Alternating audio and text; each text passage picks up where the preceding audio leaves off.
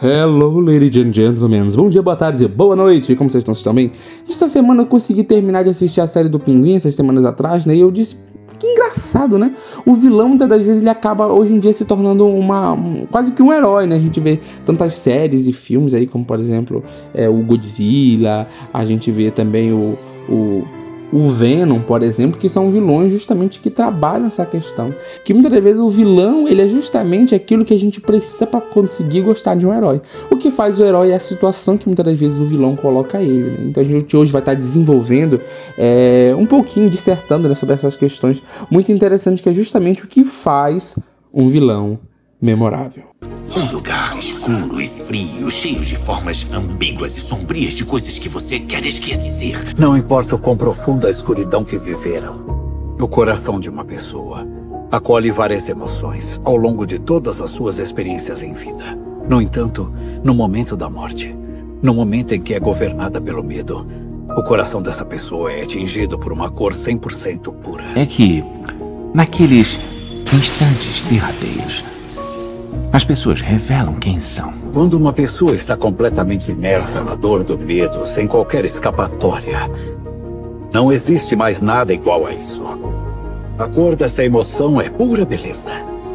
Ah, mas são muito rápidas. Você não consegue saborear as sutis emoções. As cores das emoções que vejo com meus próprios olhos são uma obra de arte que ninguém além de mim pode criar. Você só precisa de um dia ruim.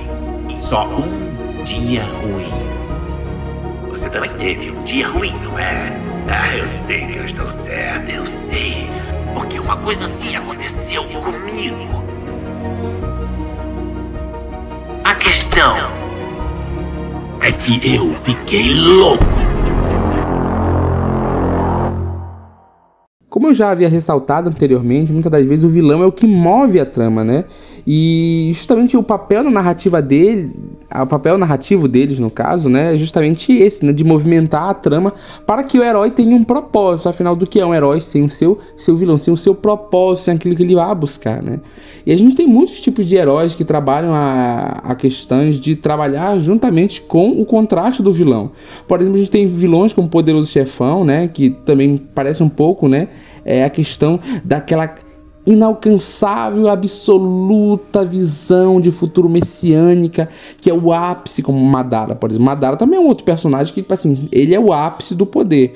E essa manipulação que os vilões têm, como é o exemplo, por exemplo, do Johann Liebert, né, lá de Monster, ele é o exemplo perfeito, por exemplo, de um vilão frio, calculista, que ele mexe as peças sem que ninguém perceba. E o protagonista, ele vai coletando assim, as migalhas das desgraças que ele vai deixando pelo mundo. Ou também até mesmo o vilão fragmentado, que é aquele vilão que não começa como um vilão. A origem dele não é como um vilão. Por exemplo, o Eren. O Eren, no início de Attack on Titan, ele era aquele protagonista que justamente iria auxiliar a vitória do mundo. Ele era o herói e os vilões eram os titãs. E acaba que no final, a partir da 4ª temporada, ele quebra aquela expectativa. A gente sempre teve, né, fragmentos da maldade do Eren, mas quando chega na 4ª temporada, ele se fragmenta de vez e ele assume o papel de justamente de se tornar entre o vilão e o herói, né? Esse papel da moralidade, né, fragmentada que o Eren desenvolveu é muito executada no papel dos vilões, né? E essa questão desse papel narrativo, ele é muito importante. Por quê? Porque um vilão, ele precisa ser versátil. A gente sabe que a narrativa de hoje em dia, o padrão de hoje em dia do cinema, das mídias, né, é justamente um padrão nunca alcançável. Então sempre tem que estar aquela crescente. Um vilão que fazia X, aquilo já não vai ser o suficiente. Um Coringa, por exemplo, lá de 1969, ele não vai conseguir bater de frente com o Coringa do Heath Ledger, por exemplo. Então, o vilão, ele precisa mostrar para que ele veio através das suas ações. Ele sempre tem que ser mais, sempre tem que ser pior, no caso, né? Um bom vilão que, por exemplo, não ameaça só o físico. Ele também pode manipular, ele é estratégico, ele trabalha a questão emocional, como por exemplo o Pain em Naruto, né? Ele usa um discurso de dor e paz para justamente dar base ao que ele pensa. Então a sua versatilidade é criar camadas em mais do que o físico. Ele não quer só aterrorizar as pessoas através do físico, mas também da questão mental. Por exemplo, Voldemort de Harry Potter, no início ele basicamente não aparece, né, como pessoa física, mas só a menção dele, a história, justamente o roteiro, ele vai mostrando pra você, cara, esse cara aqui, ele é o ápice da vilania. E essa motivação que é justamente que motiva o vilão, né? A gente, por exemplo, tem vilões que trabalham sem propósito, né? O propósito dele é destruição, como, por exemplo, o Thanos, né? Ele tinha todo um objetivo, né? Que era justamente equilibrar o mundo, dar um exemplo claro à humanidade que, por exemplo, não só a humanidade, mas o universo todo estava extremamente lotado. Então, através do ceifamento da vida, né? E acabando com metade do universo, pronto, iria resolver o problema. E muitas das vezes não é, a gente sabe que não é assim. Mas tem aquela conexão emocional que, por exemplo, outros vilões trazem, como, por exemplo, o Kira Yoshikage, lá da parte 4 de Jojo, é um vilão que ele só quer ter uma vida tranquila. Então você viu que vai de um vilão que quer acabar, por exemplo, com a metade da galáxia, consegue ser tão bom quanto um vilão que só quer ter uma vida tranquila. Ele só quer matar, ele só quer destruir, mas de forma tranquila, para continuar tendo as suas manias, os seus fetiches, de forma tranquila, cuidadosa, sem que ninguém perceba. E essa sutileza é o que traz realmente a inteligência dentro dos vilões, dentro do roteiro, né? A gente vê como o Johan e o Kira, eles são gênios manipuladores, por exemplo. O Johan de Monster, ele manipula toda uma situação para que, por exemplo, o Dr. Tema acaba se tornando culpado. Já o Kira, né, o Light Yagami, por exemplo, ele já manipula dentro da polícia. Que é a mesma coisa quando a gente vê no início lá da primeira temporada de La Casa de Papel, por exemplo, né? Que o professor ele se infiltra dentro do ambiente policial lá justamente para auxiliar no roubo, e tudo isso é muito bacana porque a gente gosta de entender o psicológico do vilão, que deixa ele ainda mais assustador. Caramba, esse cara tá dentro do perigo, mas olha como ele tá agindo. E essa sutileza que faz um vilão parecer melhor, porque ele sempre dá um passo à frente. Um vilão, ele tem que ter a astúcia, né? Ele tem que ter audiência para esse suspense, né? Mas muitos vilões, por exemplo, se sustentam na questão do passado, daquela ambição, que é a origem do vilão, né? Sabe que existe muito memes hoje em dia, né? Falando sobre, o passado do vilão e tal, né? Mas justamente o passado é o que justamente vai construir o que ele vai falar agora. Por exemplo, Madara é um personagem que trabalhou um passado muito sofrido, que teve aquelas guerras, né? No início lá da terceira guerra ninja, né? A segunda, a primeira, ele tava lá, ele entendeu qual era aquela guerra, né? E a ambição que, por exemplo, busca através do passado, por exemplo, o Gil Brando. O Gil Brando, ele era miserável, não tinha nada, só tinha um pai, então ele entendeu que ele precisava ser argiloso, um desgraçado. Sim, a motivação dele não era necessariamente conseguir ganhar, conseguir ter poder, é só destruir mesmo. E, por exemplo, os vilões como o Eren, que já vão em busca da vingança porque aconteceu algo traumatizante no passado dele, que justamente vai fazer com que ele busque essa corrupção, esse desequilíbrio mental. Por exemplo, o Jill também tem um desequilíbrio mental, né? Ele, o Coringa, são ícones de insanidade, por exemplo, que tratam essa questão do caos, trazer essa imprevisibilidade, aterrorizante durante o dia a dia, a corrupção que torna eles tão fascinantes, é o que realmente mostra os perigos dele, porque muitas das vezes os heróis, como por exemplo, o Batman, o Superman, eles tentam entender o herói, mas quando o herói é muito fragmentado, a gente não consegue entender, a gente fica, meu Deus, o que vai acontecer? Por exemplo, o Coringa, ele é um completo lunático que o Batman muitas das vezes não consegue entender ele. Muitas das vezes, por exemplo, o Charada, ele consegue ser derrotado pelo Batman, por quê? Justamente ele trabalha a questão do psicológico, do ego dele. Agora o Coringa não, ele não liga pra isso, ele não liga pra dinheiro, ele só quer realmente ver o circo pegar fogo. E aí também a questão do destino, do desejo, né, que é um confronto interno com o externo, que, por exemplo, o Thanos tem, né, lá em Vingadores, que justamente vai trazer essa questão de ele querer incapacitar o seu rival, porque aquilo é um conflito que ele tem dentro dele, que ele quer, esse dilema que ele acha que é o complexo o suficiente, que ele tem que trazer para todos de qualquer forma. E é justamente essa tragédia, essa argilosidade que traz uma boa história, porque a gente se conecta com vilões. Por exemplo, o Thanos, né? A gente vê que o Thanos, ele é um desgraçado que tem a ideia de exterminar metade do universo, mas justamente a gente se conecta com ele, por quê? Porque a gente vai começando a entender como funcionam as suas ambições, as suas ações, o seu jeito de pensar. O Pain, por exemplo, ele já vai trabalhar a questão da perda, do dia a dia, né? Como é que foi a questão da guerra dentro da vida dele. Então a gente vai entendendo que nem tudo é preto no branco. Às vezes tem margens de cinzas aí no meio dessa história, e a gente vai se conectando justamente nessas questões. Mas um outro ponto que eu quero trabalhar também é justamente a questão do impacto visual, né? Justamente a primeira impressão é a que fica. E muitos desses vilões, eles trazem consigo justamente a sua imponência, a sua história através da sua roupa, do seu jeito de falar, do seu design também é muito importante. Por exemplo, o Pain.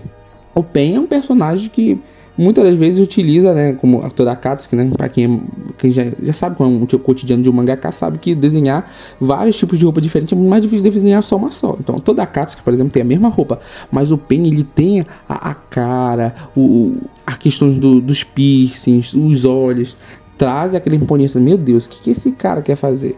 O Dio, por exemplo, ele vê que é um cara gigante, mas justamente ele usa uma roupa extravagante com um propósito justamente de trabalhar essa questão do design, né? Que é o principal, né? É o que vai dizer quem ele é. Por exemplo, já o Kira e o Yoshikage já é totalmente diferente. Ele tenta ser um cara mais pacato, usando uma roupa mais clarinha, né? Claro que tem o design dele, né? O Araki, ele faz questão de mostrar como é que ele é com design e tal, mas mesmo assim ele ainda é, perto dos outros vilões, um cara simples, um cara que usa uma roupa, ele é uma roupa mais que passa despercebido, né? Entendeu?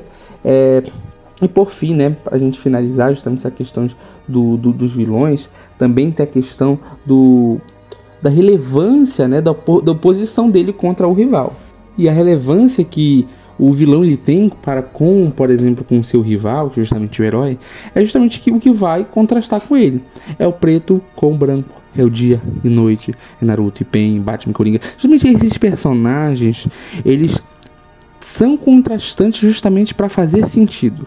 Muitas das vezes os vilões, eles têm passados semelhantes com resoluções diferentes. Por exemplo, o que fez diferença entre o Naruto e o Pain, por exemplo, foi as oportunidades que eles tiveram. Foi justamente as experiências que eles tiveram. Esse contraste ele é muito importante para que a gente consiga entender que o equilíbrio está no desequilíbrio. E nesse momento, né, eu entendo que muitos vilões, eles são complexos, eles têm essa carga emocional do passado, a questão do design. Então o que faz um bom vilão é justamente isso, ter uma boa história, ter uma boa ambição, a gente entender o porquê ele faz. E mesmo que a gente muitas vezes não entenda, a gente se apega para um Godzilla, a gente gosta do Godzilla como vilão. Ah, por quê? Porque o seu designer é interessante. Nossa história não tem história por trás ou nada disso, mas a gente gosta dele por quê? Porque ele traz o caos. E muitas das vezes nós, como pessoas, a gente não quer ver como é que é a vida cotidiana de uma pessoa. Não, a gente quer ver a outra sofrer, a gente quer ver justamente o oposto daquilo que a gente não pode. Os vilões, justamente, eles trazem esse preenchimento que a gente precisa, de entender, caramba, se eu agisse desse jeito, e se eu pensasse daquele jeito? E através do audiovisual, através do cinema, através das mídias, a gente consegue justamente se projetar de certa forma, não concordando com tudo, mas entendendo que talvez se você mudasse, se você tivesse coragem, você seria aquele personagem. Então a gente de certa forma se projeta o que a gente acha de negativo em nós, nos vilões, justamente. É isso que faz eles tão bons. A gente tem ótimos vilões agora, como a gente tem, por exemplo, o Pinguim, que teve um boom agora desde o final da série, né? E realmente é uma série muito boa, porque no final, quando ele mata aquele seu amigo, a gente vê, meu Deus, ele não é bom, ele não é bacana, ele é mau na sua natureza, ele não é algo que deve ser almejado, mas a gente gosta de ver ele crescendo, mas a gente também percebe que aquele crescimento não é bacana. Então a gente vai pensar o quê? Mas quando o Batman, por exemplo, chegar, como é que ele vai agir com o Coringa? O que vai acontecer? A gente fica nessa curiosidade, né? E, gente, justamente eu quis trabalhar essa questão dos vilões, porque é uma coisa que é muito presente, né? Os vilões, eles sempre estão lá nas mídias para justamente, se a gente gosta de um herói, porque o herói tem um objetivo de justamente terminar com aquele vilão, destruir aquilo que aquele vilão está fazendo de mal. Então eu acho que é muito relevante atualmente a gente ter bons vilões. A gente sabe que existem péssimos vilões hoje em dia, uma Kaguya, por exemplo, no final de Naruto Shippuden, é uma desgraça, né? Mas existem bons vilões, e esses bons vilões são bem apreciados dentro das suas obras, das suas respectivas mídias em que eles são distribuídos, né? Seja no mangá, seja no anime, seja no filme, seja na série. E é isso justamente que ajuda eles a terem um bom parecer com o público, né? Então eu espero de certa forma ter trazido o meu ponto para vocês, né? Mas caso você entenda, né, que Cada um pensa de um jeito, né? Pode ser que o vilão, o jeito que eu apresentei pra você não seja o jeito que você achou certo, mas fique livre pra comentar, se você achou bacana, se não achou bacana. Deixe também a sua sugestão para o próximo vídeo. E é isso, gente. Não se esqueça de dar o likezinho, se inscrever no canal e também de compartilhar pra gente conseguir alcançar mais pessoas. Então é isso. Valeu, falou!